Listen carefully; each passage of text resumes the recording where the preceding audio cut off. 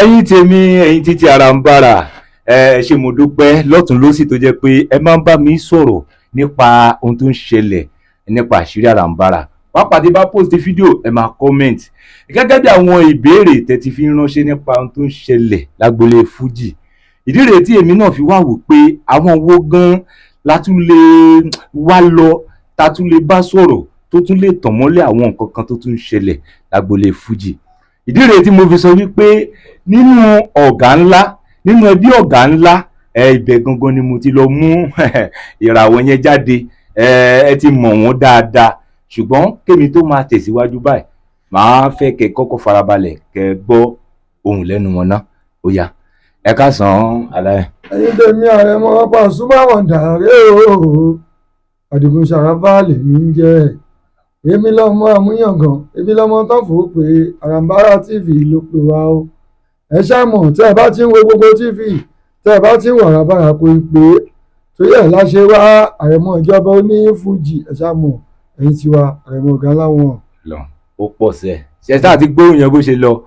bẹ́ẹ̀ gangan lẹ ti máa mọ̀ wípé ẹja ńlá ni mo gbé wá fún ẹ̀yin tèmi níbikíbi tẹ́ ti ń wò mí. Òun náà ni Àrẹ̀mọ Àrẹ̀mọ Pasuma gẹ́gẹ́ bí orin wọn kan tẹ́yìn olólùfẹ́ wọn tẹ́ ti máa ń gbọ́ tó máa ń compose tó máa ń kọ dáadáa lórí stage tó máa sọ pé Sàràfà Àdìgún mo rẹ́ni tẹ̀lé ní tèmi ẹ̀yin alálùbáríkà o ẹ̀rí ọ̀gá ẹ wo àlàyé mo gbádùn àìtẹ́mù yẹn gan. wọn kì í débẹ̀. ẹ wá jẹ́ ká wọnú ètò lọ. Nínú àwọn àṣírí nǹkan tí mo fi sọ pé kí ẹ wá tínú mi jẹ́ dùn tẹ̀jẹ̀ wá láti lè bá àwọn olólùfẹ́ yín sọ̀rọ̀ tí wọ́n fẹ́ gbóhùn yín. Mo fẹ́ béèrè láti bíbá yìí pé báwo gan ni Àrẹ̀mọ Pasuma orúkọ yẹn àbí oyè yẹ báwo ló ṣe wáyé? Bó ṣe wáyé ni pé Alhaji Wasiu Alabi ọmọ Mushin ni wọ́n, Sàràfà Àdìgún ọmọ Mushin ni. Àmọ́ bó ṣe wáyé kò ṣẹ̀yìn ìyá wa ìyá alálùbáríkà kọ́lọ́ máa fọ̀hún kẹ́ wọn, ìyá wa Àdíjà Kúbúrà ìyàwó Ànàbì. Torí ọ̀dọ̀ ọ̀rẹ́ wọn kan wà, ìyá yẹn máa ń ṣe jọ́ǹpù lọ́dọ̀ ọ̀rẹ́ wọn yẹn. So màámi Àdíjà Kúbúrà, so wọn àtọ̀rẹ́ wọn yẹn máa ń ṣe tíátà ni. So tó bá ti wá dé ọ̀lẹ́ wọn máa wá bọ̀ ọ̀rẹ́ wọn yẹn ṣeré. Wá west time tí màá ń ṣe jọ́ǹpù tó bá ṣáà ti ń play màmá máa ní àwọn máa jẹ́ kí n mọ̀ Alhaji Wasiu Alabi. Màámi tẹ́ bá yẹ kí n mọ̀ inú mi máa dùn tó yà dáadáa nìyá yẹn. So ìjọ́ mi tàbá fẹ́ kó iṣẹ́ gan bówó bá pé àwọn ló máa kówó sílẹ̀. So tí jẹnẹrétọ̀ bá sí àwọn ló máa sanwó ẹ̀. Àwọn ló wá fà mí lọ́dọ̀ Alhaji Wasiu Alabi pé ọmọ yìí mo fẹ́ kó tọ́jú ẹ̀ gbogbo ibikíbi tó bá ti ń lọ mo fẹ́ kó máa bá mi mú lọ. Ohun tó fà á tí mo fi jà rẹ̀ náà ọ̀gá ńlá ni. Nínú nǹkan tẹ́ ẹ sọ kalẹ̀ yìí ó ti fi hàn pé Mushin lẹ ti bẹ̀rẹ̀ eré fújì tààrà. Bẹ́ẹ̀ni ọmọ Mushin ni mí. Ẹ ṣé púpọ̀ ẹ̀yin ti wá nílé ètò tí ń tẹ̀síwájú nìyẹn. Ní pé ó tó di wípé ká sọ pé ẹ ti bẹ̀rẹ̀ eré fújì náà ní Mushin tẹ̀jẹ̀ tí ń bá a lọ bẹ́ẹ̀ ó ti tó bí ábọ̀mù mélòó báyìí la lè sọ wípé Sàràfà Àdìgún Àrẹ̀mọ Pasuma tó ti gbé jáde? Mo ti ṣe ábọ̀mù 3, ẹlẹ́ẹ̀kẹrin ló ń bọ̀ lọ́nà ni. Ẹlẹ́ẹ̀kẹrin ló ń bọ̀ lọ́nà yìí. Ẹ jọ sí mo fẹ́ béèrè nǹkan kan ní sí ẹ ti láǹfààní pé ẹ̀yin àti ọ̀gá ńlá fújì gangan kẹjọ wọ stúdíò. Àfọmọ tí wọn bá fowó tọ́kọ́ lọ́wọ́ ó wà ń ta father and son my way. Ẹ ti gbọ́ fẹ́yìn tí ẹ ti ń béèrè pé àjọṣepọ̀ wo ló wà láàárín ọ̀gá ńlá àtàrẹ̀mọ. Ẹ ti gbọ́ ábọ̀mù yẹn kẹ lọ sọ́díò mark ó wà lọ́díò mark ẹ lọ gbọ́ kẹ wá mọ nǹkan tí ẹ lè sọ dáadáa nípa Àrẹ̀mọ Pasuma dáadáa. Nípa nǹkan tí mo tún fẹ́ tẹ̀síwájú nípa nǹkan tó ń ṣẹlẹ̀ nínú a lè sọ pé nínú ẹbí ọ̀gá ńlá lápapọ̀. Àwọn èèyàn kan sọ̀rọ̀ kan pé ẹni tó jẹ́ máníjà Pasuma ìyẹn Alhaji Taiwo Alenga ọ̀pọ̀lọpọ̀ àwọn nǹkan àwọn èèyàn máa ń sọ̀rọ̀ pé ìwà wọn ò fẹ́ bọ̀ èmi wá fẹ́ béèrè láti apọ̀ ọ̀dọ̀ yín pé àjọṣepọ̀ wo ló wà láàrin ẹ̀yin àti máníjà eléré ńlá ìyẹn Alhaji Taiwo Alenga? Ẹni tó bá súnmọ́ ni onímọ̀ ṣe ni Alhaji Taiwo Alenga èèyàn dáadáa ni wọ́n kì í ṣèyàn tó burú kò dẹ̀ ń ṣèyàn tó yẹ pé òun fẹ́ jẹ kéèyàn má jẹ. So Alhaji Taiwo Alenga tó bá ṣẹ̀wọ̀n tó bá ń bínú sí ẹ tó bá rí ẹni tó fẹ́ yàn ẹ̀jẹ̀ wọn á tún dá sí i. So èèyàn dáadáa ni wọ́n. Pé wọ́n dá sí gan. Wọ́n dá sí mi torí àìmọ̀ rẹ́kọ̀dì tí mo ti ṣe tábà wo nínú rẹ́kọ̀dì 3 tí mo ní mo ṣe gan èyí tó kówó lẹ̀ ló wà ń bẹ̀ tó fi owó wọn sí wa. Ìyẹn Alhaji Taiwo Alenga dáadáa tí wọ́n ti sponsor yín. Èyí tó ń bọ̀ lọ́nà gan owó wà bẹ́ẹ̀. Ah. So èèyàn tó bá ti ń ṣe nǹkan báyẹn fún èèyàn dáadáa ni tí wọ́n bá pẹ́ ní ẹlẹ́yàn burúkú ẹlẹ́dẹ̀ẹ́ ni yẹn máa fìyà jẹyàn tòótọ́ èèyàn dáadáa ni wọ́n. òun náà lẹ ti ń gbọ́ yìí wípé àwọn èèyàn tó jẹ́ pé àsúnmọ́yàn ọ̀rọ̀ òkèrè la máa ń gbọ́ òun lẹ ti gbọ́dọ̀ sọ yín pé Alhaji Taoba Baleńgà gan ṣe púpọ̀ nínú ìrìn àjò wọn nípa pé ká ṣe ábọ̀mù àti àwọn ìgbìyànjú tó tún fi sọ̀pọ́tì wọn bẹ́ẹ̀ ló ṣe lọ bẹ́ẹ̀. ìbéèrè tí mo tún fẹ́ béèrè ni wípé gẹ́gẹ́ bá a ṣe mọ̀ pé kò sí àrẹ́májà kan kò sí bá ẹ fẹ́ ṣe àájọ bára wa ṣe bákan láti ìgbà tètè wà pẹ̀lú Alhaji Wasiu Alabi Pasuma ǹjẹ́ ọ̀gá ńlá fújì fìgbà kan ṣe nǹkan tó dùn yín gan tó jẹ́ pé ẹ ti wòye pé bóyá ẹ tẹ̀ ní bá wọn ṣe mọ́. bàbá ẹni tí ó bá fẹ́ débi tó ń lọ ló máa sọ pé bàbá òun ṣẹ̀wọ̀n. ẹ má bínú nǹkan tẹ̀sán ẹjọ́ bá tuntun sọ. èèyàn tí ó bá fẹ́ débi tó ń lọ ẹ̀rọ pé tó bá níbi tó ń lọ òun ní sọ pé bàbá tó bí ẹ ṣẹ̀. tí bàbá tó bí ẹ tó bá ṣe nǹkan tí ò dáa fún ẹ tó dẹ̀ wọ́n kó dùn ẹ gan dáàdì mi ẹ ṣe nǹkan báyìí fún mi bàbá ẹ máa ní kó má bínú ni. so tó bá rí lóko dáàdì ẹ ṣe nǹkan tí ò dáa fún ẹ ó wá fẹ́ máa ṣe bọ́nkúbọ́nkú àbí ò fẹ́ wá mọ́ ọlọ́run ti gbé dáàdì ẹ dépò ìwọ ló fẹ́ ṣe ra ẹ̀ so tó ọlọ́run ìjọba kà so Alhaji Wasiu Alabi kò sí nǹkan lè ṣe fún mi tí mo lè bínú lẹ́yìn sọ pé dáàdì mi ẹ̀ṣẹ̀ mi wọ́n dẹ̀ máa bẹ̀ mí tó wọ́n tẹ̀ ṣe nǹkan tí ò dáa fún mi. ìpè ẹ̀sọ́nù ọ̀rọ̀ yín kan ní ìṣẹ́ sọ pé kódà gan tó bá ṣèṣì ipò ọ̀gá ńlá fújì wọn ò ń fi pé ká fi àgbàrá yẹn jẹ wọ́n tún lè wò pé ó yá owó ti lọ bẹ́ẹ̀ owó ti kó bẹ́ẹ̀ o. èèyàn dáadáa ni wọ́n. ẹ ṣe é dúpẹ́ gbogbo àwa tẹ láǹfààní tí ẹ̀ ń gbọ́ mi tí ẹ̀ ń wò mí àṣírí àràǹbarà náà la wà nígbà tí mo wà pẹ̀lú ẹni tí ó jẹ́ ìràwọ̀ fújì àrẹ̀mọ ọ̀gá ńlá ẹ wá farabalẹ̀ dáadáa nítorí a ṣẹ̀fẹ̀ wọnú agbami ẹ̀ gan ni ó yá ẹ máa bá wa bọ̀ bẹ́ẹ̀. ní tí mo tún fẹ́ béèrè ó ní pé ìròyìn kan jà lórí social media kákàkiri wípé ọ̀gá ńlá fújì Alhaji Wasiu Alabi Pasuma wípé wọ́n ṣètò travelling fún yín mo á fẹ́ kẹjọ kẹ bá mi sọ fún gbogbo àwọn olólùfẹ́ àṣírí àràǹbarà wípé báwo ni ọ̀rọ̀ travelling yẹn ṣe jẹ́ ibo ló dé. àní fújì táwa ń kọ Alhaji Wasiu Alabi ìjọba fújì tó jẹ́ dáàdi tèmi àwọn lọ́yẹ́ kó dì wọ́n fún wa so tó bá lọ́n ṣètò travelling tó tọ́ ni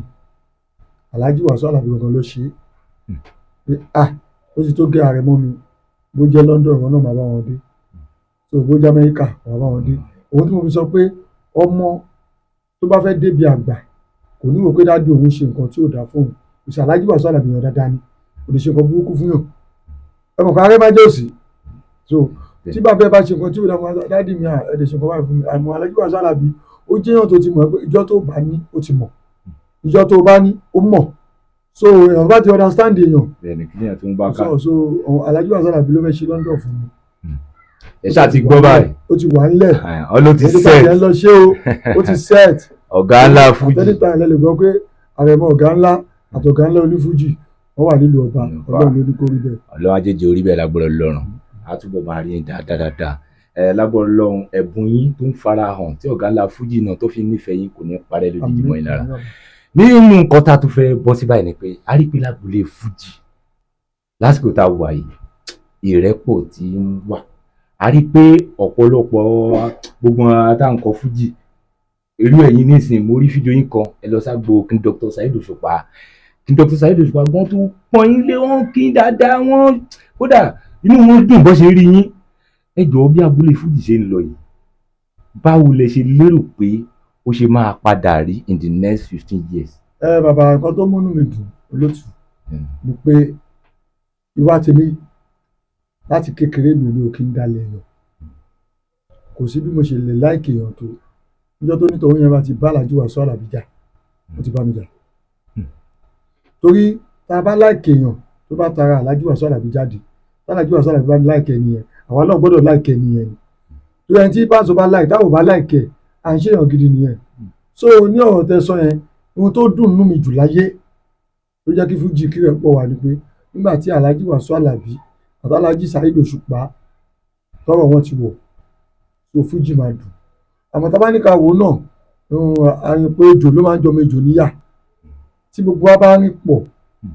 táà lọ́lẹ́yọ kọ̀ọ̀kan ó máa dùn náà ẹwọ̀ wọn hip hop táwọn wò yẹn kò ń ṣe pé nǹkan kan ló ń kọ àmọ́ torí pé wọ́n máa ń gbéra wọn wọ́n ń bára wọn jà ohun tó dẹ̀ ń ṣe fújì ni pé mi eléyìí mi ìfẹ́ gbàfẹ́lẹ̀ eléyìí mi ìfẹ́ gbàgbélé Alhaji Wasiu Alabi dẹ̀ fi yẹn ká wa wọn fi yẹn ká wa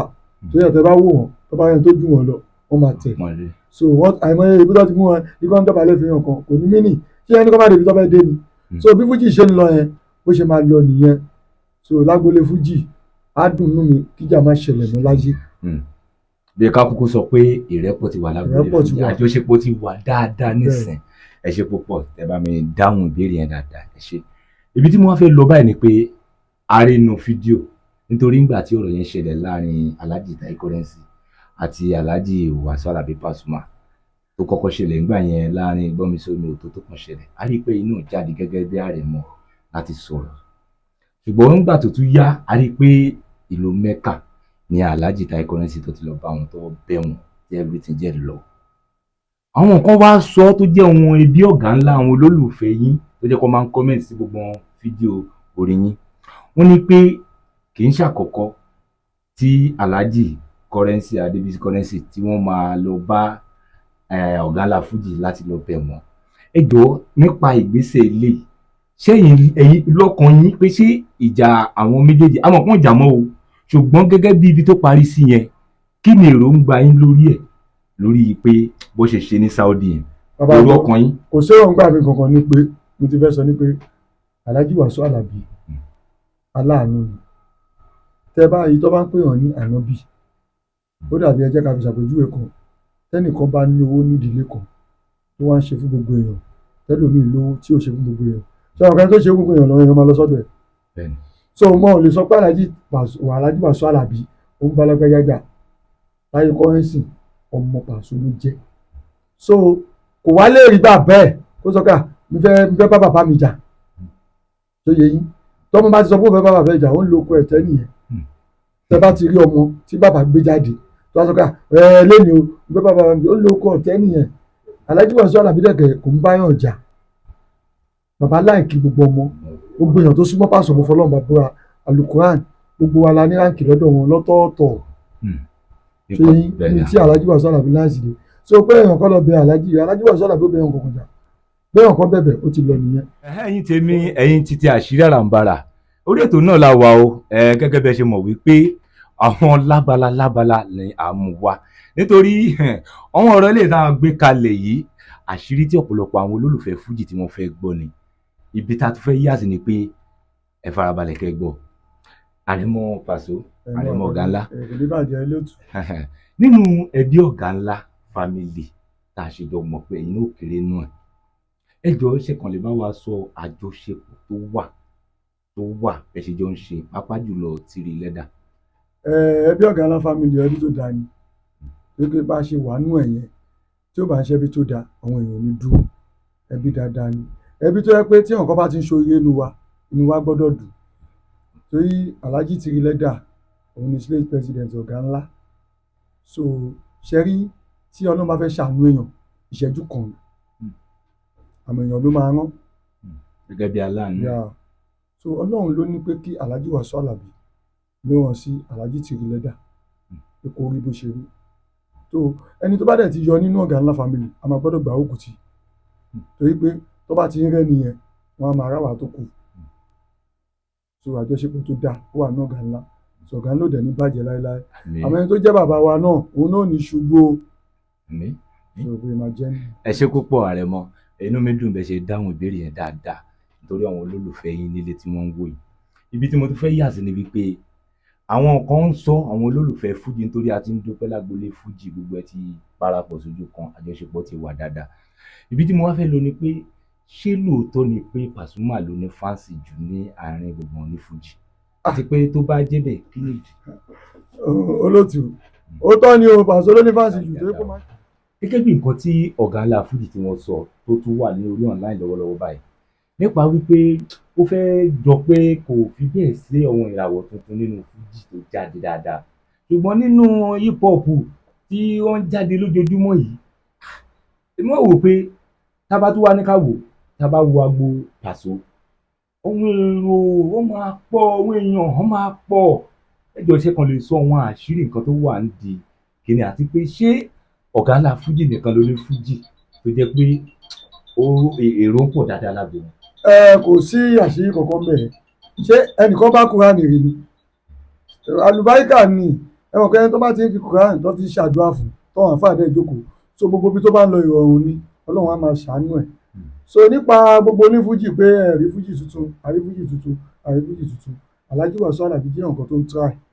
pé ó ń fẹ́ kí fújì tuntun ṣe kí ni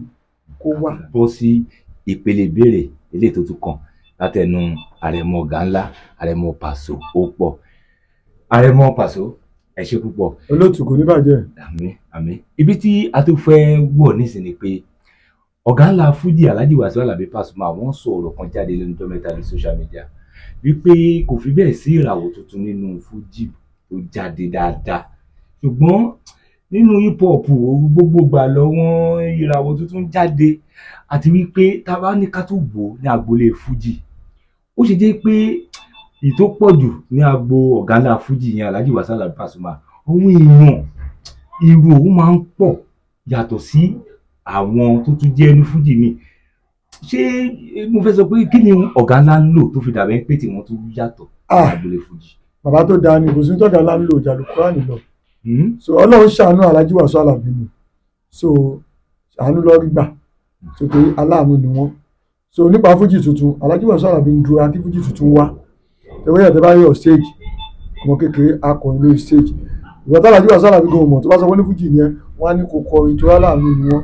so Ọlọ́run ló ní kó rí bẹ́ẹ̀ nípa ìròyìn Al-Qur'ani ò dúró Al-Qur'ani làdúrà ẹjẹ́ kan tàlájì kò tó bá bá Al-Qur'ani ṣàdúrà fún yàn tó wọn àfáà jókòó tó bẹ̀rẹ̀ sí ṣàdúrà fún ẹ tí wọn náà ìgbàdúrà ẹ ń lọ Ọlọ́run máa gbàdúrà ẹ àwọn èèyàn ńláńlá máa wẹ́ rí lọ́wọ́ Alhaji Wasiu Alabi ṣe rí nìyẹn.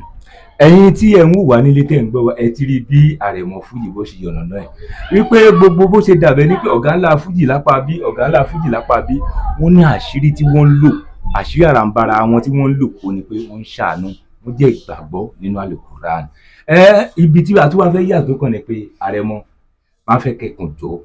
ẹ bá mi fún àwọn ọ̀pọ̀mí fújì tó tún máa padà jáde lágboolé fújì ẹ bá fún wọn mọ̀ràn pẹ̀lú àwọn ìgbésẹ̀ tó yẹ kó gbé.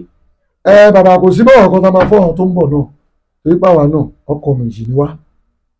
tó bá ti tẹ̀lé yàn tó bá èmi mi ṣe tẹ̀lé dádì mi Alhaji Wasiu Alabi sí so tó bá ti tẹ̀lé wọn torí wàá síyàn kan tó síyàn tó bá ti síyàn ọmọ náà máa síyàn so Alhaji Wasiu Alabi wọ́n máa ń fún wa mọ̀ràn pé tó bá ti rẹ́ni tó ju ẹ̀ lọ jẹ́ kó mọ̀ pé ó ju ẹ̀ lọ tẹ bá wo dádì mi ṣe Alhaji Wasiu Alabi ọ̀gá pátápátá olóyè tó ní respect ni wọ́n lè nà ń dọ̀bálẹ̀ fún lágbájá wọ́n dọ̀bálẹ̀ fún lámìdò ìyẹn ò ní kọ́ bá débi tó fẹ́ dé torí pé tó bá wò fáǹsì wọn dúró dáadáa àwọn náà dé léyàn lẹ́yìn so àdúrà tẹ́ ń fẹ́ gbà fún àwọn tó ń bọ̀ lẹ́yìn ni pé ẹ̀yin náà ẹ ní respect ẹni tẹ́ bá tẹ̀lé ẹ má jẹ́ lẹ́sẹ̀ ẹ tẹ̀lé tán ẹjọ́ mọ̀ pé bí báyìí lẹ wà sọ Ọlọ́run á gbàdúrà gbogbo wa a ní ṣubú o kò ní bàjẹ́ o Arambara TV náà ò ní bàjẹ́ torí pé tó bá ń sọ gbogbo TV tẹ́ bá ti sọ Arambara kò tí ì pè ẹ ṣáà ti rí Àrẹ̀mọ ti wá dádì wa Alhaji Wasiu Alabi náà ṣe ń bọ̀ lórí Arambara TV kò ní lọlẹ̀ o àwa náà ní lọlẹ̀ so Ọlọ́run ló ní kó rí bẹ́ẹ̀ ṣàràbàdì igun mọ́ ẹni tẹ̀lé ní tèmi ẹbí alálùbáríkà o ẹbí Arambara TV ní káwá wo bó ṣe máa jẹ́ nìyẹn ṣe gan. ó yẹ jẹ́ ká tún tẹ̀síwájú Àrẹ̀mọ Paso oníbàjẹ́ rẹ létí. gẹ́gẹ́ bí ọ̀rọ̀ tó ń lọ ní àwùjọ wa lágboolé fújì ó máa ń mẹ́kẹ́ bá mi dá sí ọ̀rọ̀ yìí nítorí a rí i pé ọ̀rọ̀ tó ṣẹlẹ̀ ní tí Alhaji Wasiu Ayinde tí wọ́n sọ nípa wípé àwọn làwọn rẹ́gísítà fújì àti wípé Alhaji General Ìlákọ̀lẹ́ntìn wọ́n sọ̀rọ̀ pé àwọn ní ọ̀ngọ́gán ní original number one fújì lásìkò yìí ẹ jọ̀ọ́ kí ni ojú ìwòye yín nínú ọ̀rọ̀ yìí nítorí ẹ̀yin ò kéré ní agboolé fújì. olóòtú mo rántí ẹ̀dá ọkọ yẹn wọn bàbá nìyẹn kó kọ́ èmi kí n ta lè mi lọ́dọ̀ wọn àmọ́ kan tó fi kọ́ mọ̀ ní pé lẹ́yìn àwọn mẹ́tẹ̀ẹ̀ta yẹn ọ̀gá tèmi ló kù bàbá tí mo tẹ̀lé bàbá mi Alhaji Wasiu Alabi ìjọba fújì ló kù so ẹni tó bá wá nígbà olóye jẹ́ màá wá sọ fún ìyẹn ló kọ́ mi. pé tá a bá ti yọwọ́ Mr Fuji tá a yọwọ́ General Ìlákọ̀lẹ́ntìn tá a yọwọ́. àní dádì mi Paso ló kù ìwọ tó bá nígbà olóye jẹ́ màá sọ fún ẹ tó yà náà bí ni Paso. ẹ̀yin tí wà nílé òun náà lè ti gbọ́ yẹn náà wọn béèrè tẹ̀tí kọ́mẹ́ǹtì dáadáa tí ẹ fẹ́ jẹ́ kí Àrẹ̀mọ fújì tí wọ́n lè sọ ń pa ẹ̀ òun náà lè ti gbọ́ níwọ̀nba yẹn ẹ ṣe púpọ̀ ẹ bá mi ṣí program kẹjẹ bá mi kọ́mẹ́ǹtì o gẹ́gẹ́ bẹ́ẹ̀ ṣe mọ̀ pé àṣírí Àràǹbarà ni nínú àwọn nǹkan tó ń ṣẹlẹ̀ nínú entertainment pàápàá jùlọ lágboolé fújì ó la máa ń mú wa àrẹ̀mọ pàṣọ àrẹ̀mọ fújì kò ní sí Alhaji Adigun Sharafa. ọlọ́run ni ọlọ́run. ẹ jọ̀ọ́ kí nìkan tẹ̀kọ̀ lè sọ nípa Arambara. Arambara TV òun ló dáa jù tóun tó lẹ́nu Adigun Sharafa o ló lè fẹ́nu ẹ̀ tọrọ ẹ̀gbọ́n bóun tó lẹ́nu Ìṣàrómí Lẹ́mọ̀ o ló lè fẹ́nu ẹ̀ tọrọ Arambara ohun tó èmi lèmi ń béèrè o lọ́wọ́ ọlọ́run lórí ara mi fọ́wọ́n tèmi mo dẹ̀ mọ̀ pé bàbá lòkè ó máa ṣe fún mi ṣáà nítorí mo nígbàgbọ́ o Arambara tó yẹ́ni tó ṣọpẹ́ o fún Saoty tí ò yálà ìmọ̀ye pé kò pọ̀ ẹni dúpẹ́ kékeré o á padà Arambara TV ní kẹ́ máa wo bó ṣe máa jẹ́ nìyẹn ṣe. ẹ ṣe